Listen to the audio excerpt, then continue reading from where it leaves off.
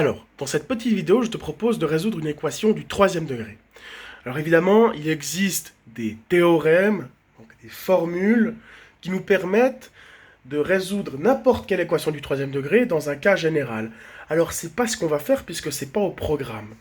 Mais on va voir qu'il est possible tout de même de résoudre parfois une équation du troisième degré à l'aide de plusieurs méthodes, mais en fait elle repose sur une petite astuce qui consiste à déterminer si cette équation dispose d'une racine évidente, donc d'une solution évidente.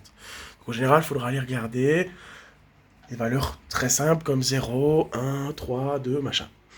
Voilà, donc ça c'est la première chose. On verra que si on trouve une solution évidente juste en testant, ça va nous simplifier énormément la vie.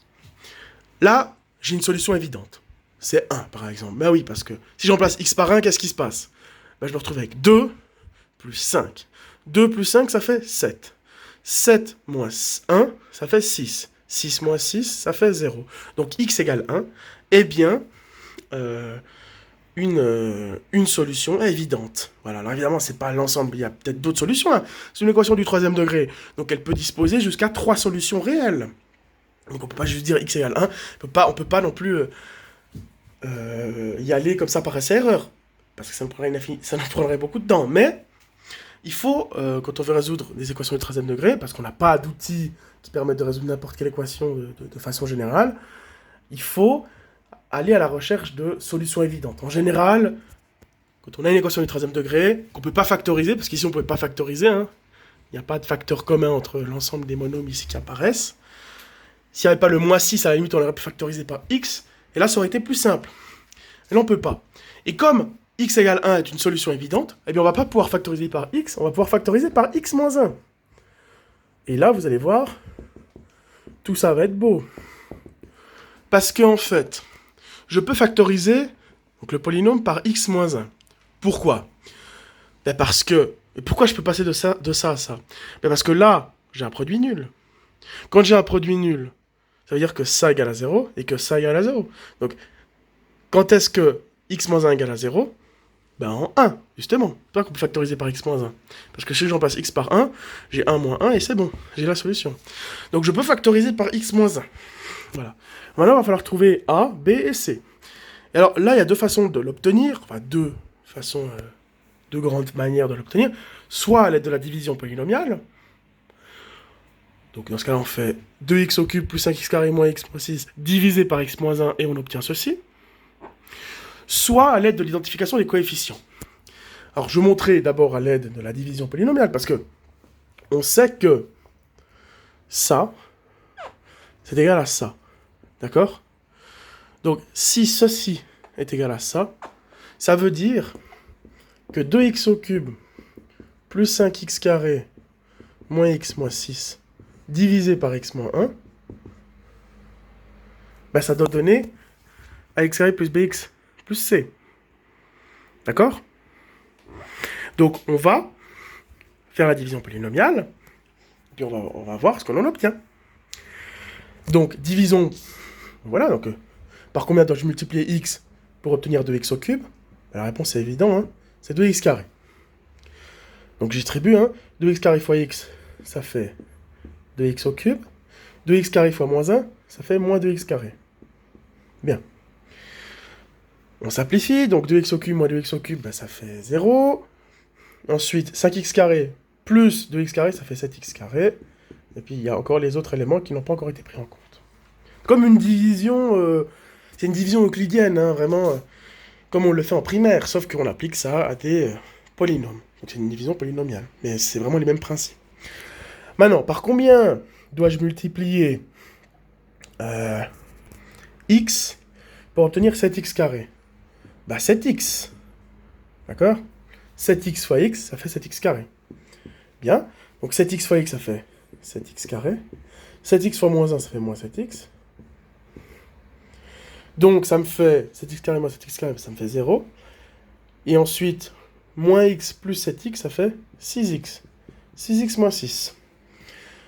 Par combien dois-je multiplier x pour obtenir 6x? Bah 6. Je distribue. 6 fois x, ça fait 6x. 6 fois moins 1, ça fait moins 6. 6x moins 6x, ça fait 0x. Ben, ça fait 0. Moins 6 plus 6, c'est parfait ça. Ça fait 0. Il n'y a même pas de reste. C'est juste génial. Ça veut donc dire quoi? Ben, ça veut dire que 2x au cube divisé par x moins 1, c'est égal à 2x carré plus 7x plus 6. Ben, c'est super ça. Ça veut donc dire que x moins 1 fois 2x carré plus 7x plus 6 est égal à 2x au cube plus 5x carré moins x plus moins 6. Donc là, le a, je peux le remplacer par 2. Le b, je peux le remplacer par 7. Et le c, je peux le remplacer par 6. Voilà. Qu'est-ce que j'ai ici? J'ai un produit nul. Bah, le premier produit, le premier facteur, quand est-ce qu'il s'annule? Ben, en 1, hein, bah, évidemment, ça c'est évident. Et puis maintenant, on a une deuxième équation, mais c'est une équation du deuxième degré. Donc là, on ne fait pas d'histoire, hein, c'est hyper facile. Donc quand est-ce que 2x carré plus 7x plus 6 égale à 0? Bah, on peut appliquer le delta, hein, là on ne peut pas le factoriser. Donc du coup, b carré moins 4ac. B c'est 7, donc ça fait 7 au carré.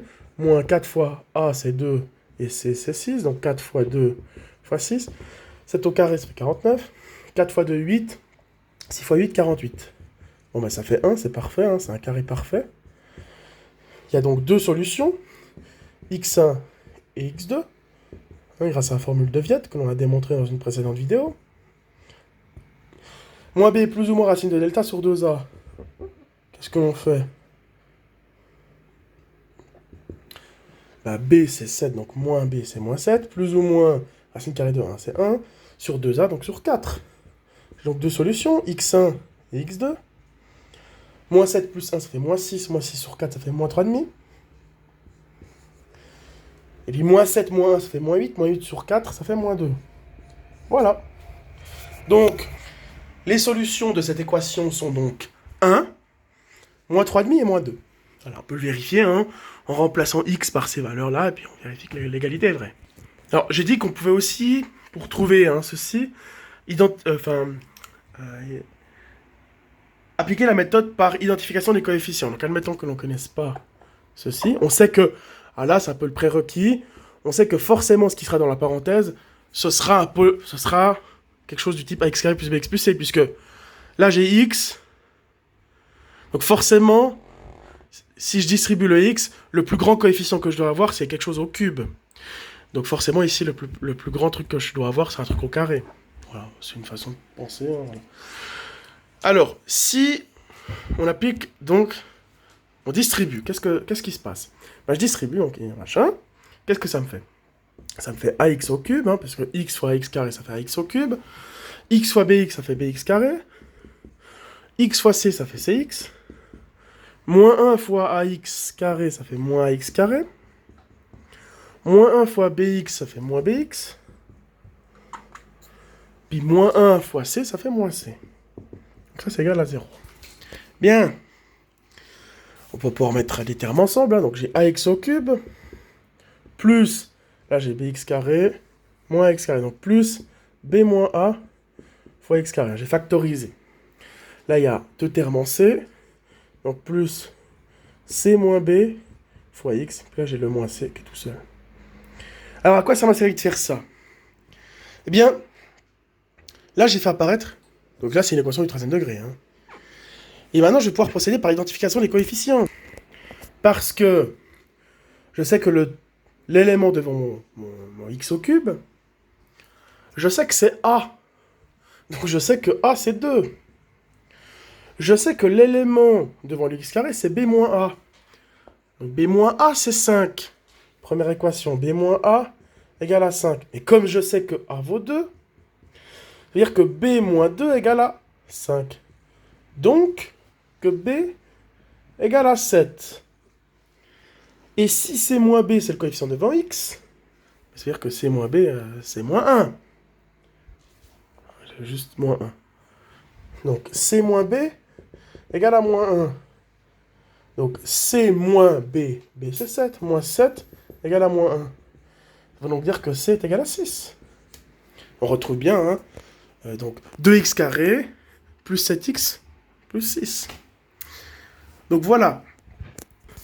Comment on peut résoudre une équation du 13e degré? On cherche une solution évidente ensuite, et ensuite on peut, soit par identification des coefficients, soit à l'aide de la division polynomiale, déterminer ici ce qu'il faudrait pour compléter.